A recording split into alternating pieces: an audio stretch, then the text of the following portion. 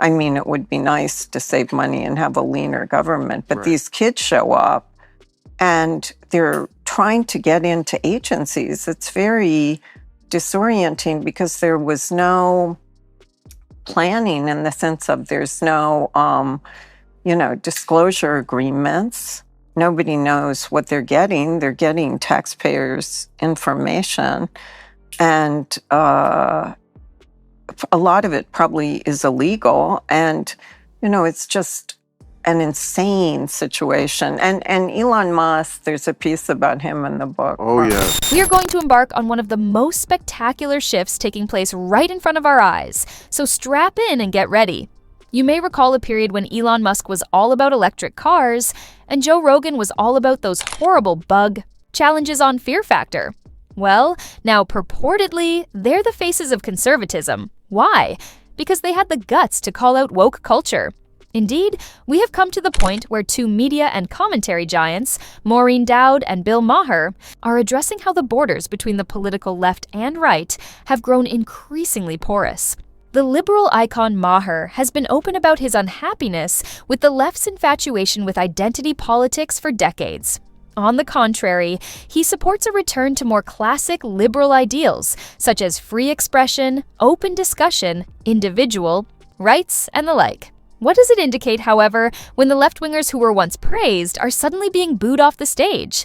Let's chat about it. I mean, it would be nice to save money and have a leaner government, but Right. these kids show up and they're trying to get into agencies. It's very disorienting because there was no planning in the sense of there's no, disclosure agreements. Nobody knows what they're getting. They're getting taxpayers' information. And a lot of it probably is illegal. And, it's just an insane situation. And Elon Musk, there's a piece about him in the book. Oh, from yes. But it's 2017. pre. I mean, it's the old. when he didn't the old, like, when he, when he didn't like funny, Trump. he also was a liberal hero. Yeah, Not that I'm a conservative hero now. yes, I mean, he fully went all the other way. right, As Joe Rogan used to also be quite liberal. right. But the Elon piece is from what, Well, 27? Silicon Valley was liberal, and now it's very Yeah, and he Republican. He did the Tesla. I Right, mean, there was right. lots. And everybody in Hollywood had a Tesla. And I remember when it wasn't that long ago when he was just posting things before he owned Twitter that were fairly benign and similar to the way I thought were. Like I remember once he put like a graph of like, here I am, and here's where the common sense used to be, the middle, and here's here's how it's moved. And, he had the left abandoning it, which it has in many ways. Right. So he, sees himself as in the middle while the shift has happened. I see that too, but I didn't go all the way.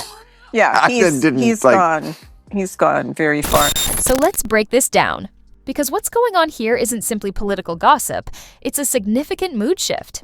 Bill Maher and Maureen Dowd are basically sitting there going, wait, how did we wind up here? And honestly, it's insane. They are addressing the recent rebranding of progressive favorites like Elon Musk and Joe Rogan as conservatives or far right. Why? Because they're out here calling out cancel culture, pushing back on woke excesses, and talking about topics like free speech. Apparently, that's disputed now. And Bill Maher, who's always been a lefty, is visibly riled up. He's like, how did the left go from being the free speech warriors to the speech police? He's not wrong. There's a big segment of the left that has exchanged Enlightenment-style liberalism for this bizarre blend of moral puritanism and internet groupthink. It's not about discussing ideas anymore. It's about policing language and demanding ideological purity. Now, Maher and Dowd aren't siding with the right either. They're merely pointing out how vicious and tribal everything has become. You critique one thing, and suddenly you're branded a traitor. It's like there's no space for nuance today, no middle ground. Either you're chanting the slogans, or you're the adversary. These aren't fringe opinions. More and more folks are feeling politically homeless due to this realignment. You've got lifelong leftists saying, yeah, maybe I didn't leave the left. The left left me. So clearly, when Maureen and Bill are dragging woke excesses, they're not doing it to be edgy. They're doing it because they remember a time when liberalism stood for something deeper, something more than merely hashtags and censorship veiled as compassion. Anyway, this shift isn't going away anytime soon. It's not just politics, it's identity, media, tech, culture, everything meshed together. And if you blink, you might wake up one day and realize you've been rebranded without even modifying your ideas. But I think the problem is he does not believe in government, so he's perfectly happy to eviscerate government. And he's treating it like a business or something. Yeah. And it's government. You can't do that. And No, I'm not saying I don't want to get rid of stupid and wasteful Right. things. Yeah, but yeah. the way they're doing it, just imagine Washington and this crazy pack of kids running around getting everyone's information. even if you were going to metaphorically demolish a building, say a building does need to be demolished, wouldn't you go in first and take out whatever is valuable? Right, right. You'd go into the... But they just show up. I mean, I And can then see blow it Trump. up. Yeah, Trump is treating it. I used to like this TV show when I was little called Treasure Chest, where Jan Murray would open the treasure chest every Murray. week. Remember that? Vaguely, I don't... Remember? Sounds vague. And so was it a game there's- show? Yeah, so there's Treasure that chest. thrill of them getting into an agency and finding the things that are stupid to cut, but there's more to it than that, Let's talk about the collapse of cool, because according to Bill Maher and Maureen Dowd, America has officially forgotten how to hang out without declaring war.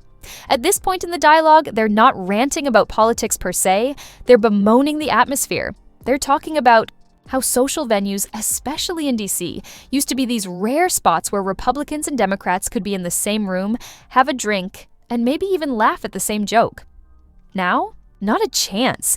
The trench lines are dug and nobody's crossing them. Not even for cocktail shrimp and great conversation. Maureen reminisces about dinner gatherings where political enemies would actually talk to each other like individuals. That's virtually extinct now. Everyone's in their own silo, following their own news, and assuming the worst about everybody outside their group. And Maher takes it a step darker. He's saying, I don't know if we come back from this before something actually breaks. He's envisioning some full-blown apocalyptic finale, like trucks flying off the road, people on fire, the Statue of Liberty half buried in the sand. You get the picture. But the point is real. This isn't just about politics. It's about the loss of common settings, shared truths, and shared humanity. When a simple chat becomes a landmine, how can we mend anything? And that's the essence of it. Maher's not just being dramatic. He's warning us. If we can't even coexist socially, we're not going to handle the economic crisis, the climate crisis, or the chaos in our institutions. It all starts with being able to sit at the same table, again. And right now, that table is in flames. It's funny that you really have to reiterate over and over again where you are, because each side wants to only pick the things Right. that they agree with and then pretend that the other side of you doesn't exist, but it does exist, and I have to always say it. But my big problem with liberals is that they basically, liberals is one thing, but woke, okay. They basically forgot and don't defend and don't want to defend what liberalism is. All the things that I think make us great, like personal, individual liberty, rule of law, Right. what we would call Western values, scientific inquiry, human rights, women's rights, gay rights, freedom of speech, trial by jury, all these things that were, invented in Athens and Rome and Paris and London and Philadelphia. I guess they're bad because they came from white people. I don't know. But they want to turn their back on this. Well, also, That's Western civilization. That guy that they just threw out of the country, and I'm against it because he didn't break any laws. It's just a freedom of speech thing. I Right. defended him, even though he's a dirtbag who I hate. But his slogan was, they want to tear down Western civilization. Right. Saying it out loud, the out loud part, tear down. Well, Western civilization, I think, is a good thing. Yeah. And basically, that's where the liberals lost me and Yeah. lost their way. They forgot about Western civilization because woke is all about identity and not about ideas. right. So, What do you think? Drop your thoughts in the comments section below. And if you don't want to miss out on the hottest celebrity news, make sure to subscribe to Daily Finder.